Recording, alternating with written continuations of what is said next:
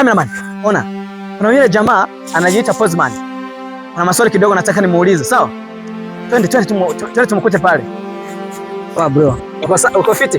Niko fine. Wewe ndio unajiita Postman? Yeah, mimi ndio Postman aka. Nilikuwa nakuona mtandaoni, nilikuwa bado sijawahi kukutana na wewe, lakini leo bora tumekutana na wewe. Nzuri sana. Una shida gani?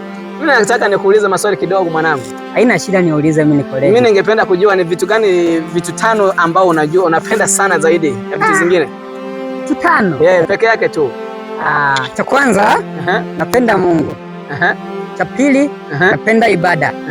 Cha tatu napenda wazazi.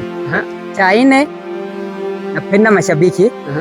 Cha 5 napenda si sawa, simemaliza. Acha niondoke sasa. Nikuulize kidogo. Ni nini hiyo? Hiyo utaniuliza siku nyingine bwana.